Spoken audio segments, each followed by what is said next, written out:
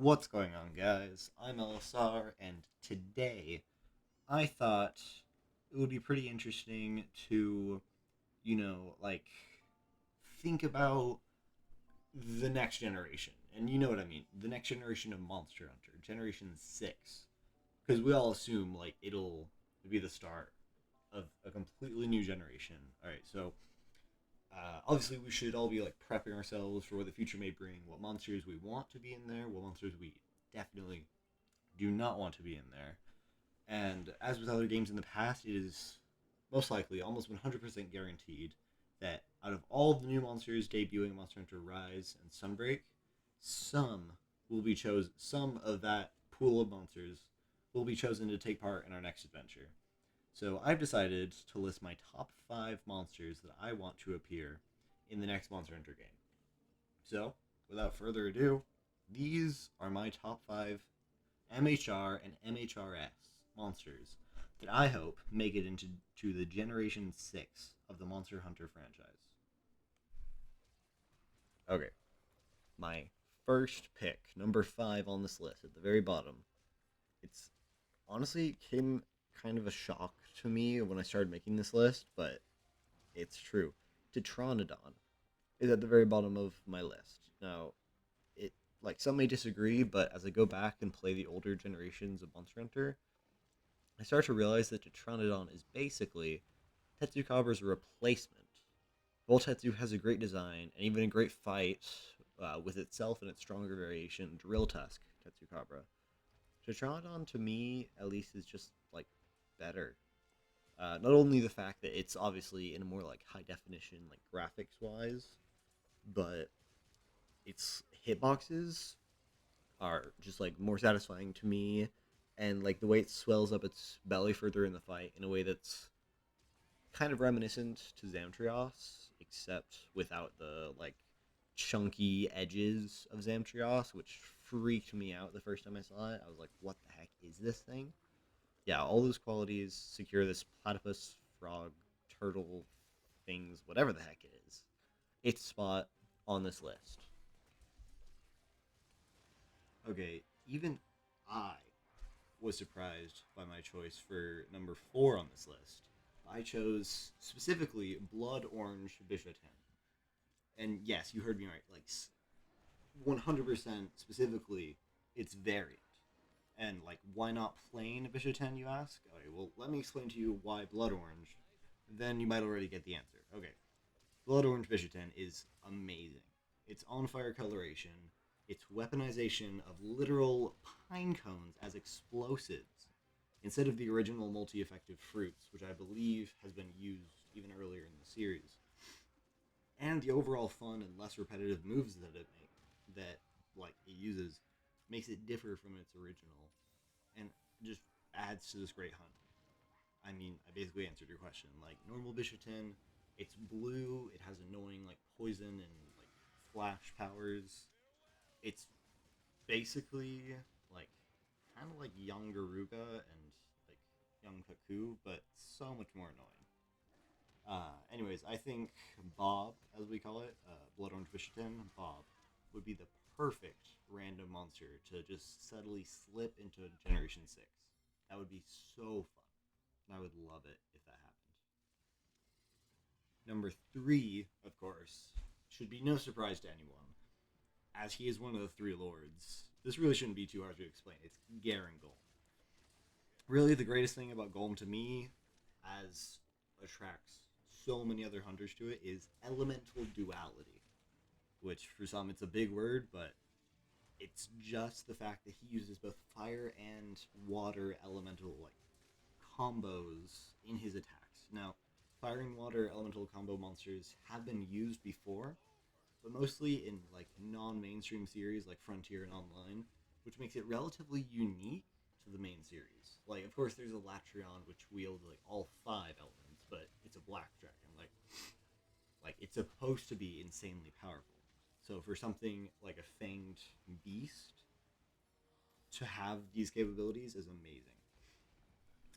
But not just the fact that he wields 2 elements, but he also uses them in a very unique way. Because they aren't a part of him, but he gets them from the ground, or if you prefer, like from nature.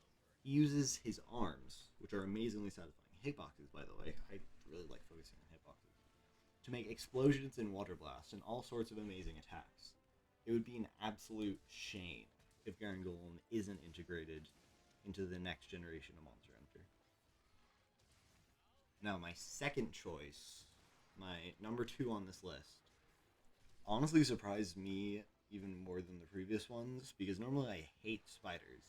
Yes, you heard that right. I choose Rock Nikodaki, plain Rock Nikodaki, to be specific, to to appear in the next series. So the way I see it, every fantasy video game or video game series, like Legend of Zelda, and like Xenoblade Chronicles, I guess, like with any kind of enemies or monsters, should have a spider or some variation of arachnid in it. In previous Monster Hunter games, it ended up being Nursilla, but now it's Rock Nikodaki. Now, Monster Hunter definitely took a big step forward, like a leap forward, in the design of Rachna, especially utilizing its children, Rachnoids, as weapons, as well as giving it the ability to breathe fire and entangle you in webs. The Rachna's legs also have a shared health pool after you break its first one, which makes its legs break, like breaking its legs are very satisfying. Rachna is based on a Japanese yokai, or spirit, Jorogumo, which is a shape-shifting spider that can turn into a woman for the purpose of luring men in to be killed and eaten. So this means that it has both a great fight and a great backstory. Two things that earn its spot as number 2 on my list for monsters I wish to appear in Generation 6. Okay, before I get on to my number 1 monster, my favorite starting monster in Monster Hunter Rise and Monster Hunter Rise Sunbreak to appear in the next game, I would like to go through some honorary mentions, like just a couple. I won't keep you waiting too long, but yeah, here are my 2 honorary mentions for this list that just barely didn't make it. My number 1 honorary mention is, in fact, Goss Harag. So great mechanics, cool armor, and unique ice weapons on its hands are awesome. But like the main reason why it doesn't make the top 5 is quite frankly like just the repetitiveness and like the dullness in its moveset. Like, don't get me wrong, I love him and his fight. It's just it gets to be like swipe lunge, like him just trying to like kill you with his blades like over and over and over. Then he'll like jump up, crash to the ground, and then the ice beam. Oh my goodness, the ice beam. I really don't like it, and it just kind of gets annoying. But overall, it's an amazing monster, and it's a shame. I guess it might just because I'm an SNS main, so that might be a part of it. Like maybe if I were doing like a range weapon, I might enjoy it better because I would be able to like confront him more and stop like running around so much. But yeah, it just barely didn't make the cut. My second honorary mention and final honorary mention is a bit of a technical. It's Flaming Espinus, actually. So, wait, before you guys start yelling at me in the comments, if you guys are watching this, let me explain. So, Flaming Espinus would be number 1 to me as an original Monster Hunter Rise Sunbreak monster, because technically, it's never been called Flaming Espinus before, as it used to be named Brown Espinus in the Frontier series. But I figure the monster in general has really been in Monster Hunter before, so I split the difference and put it in as an honorable mention. Anyways, Flespinus, as I call it, I don't, that name probably won't catch on, but I love it. I love calling that. Flespinus is amazing, with all of its classic features of Espinus, plus a Teostra level double supernova, and it inflicts an interesting status effect, actually, like complete defense down, like elemental defense, the works. Incredible monster, along with its just normal version Espinus, and I dearly hope it comes back in the future. My number 1 monster that I want from Monster Hunter Rise Sunbreak and just base Monster Hunter Rise should be no shock to anyone. You fought him. I know you've fought him if you're watching this video. His name is Malzeno, and what on earth do I possibly have to say that'll convince you that he earned this spot on his list? It's It's the flagship of Monster Hunter Rise Sunbreak. Its battle theme, called Scarlet Feast, is incredible.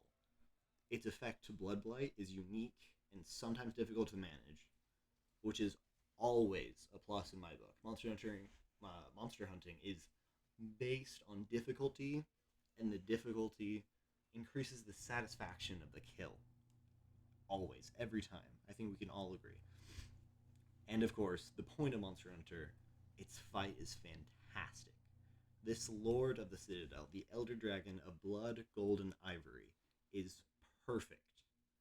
And if Velkhana can't be in Rise, if Velkhana can be in Rise, Malzeno can make it to Monster Hunter Generation 6. And that is all I have to say on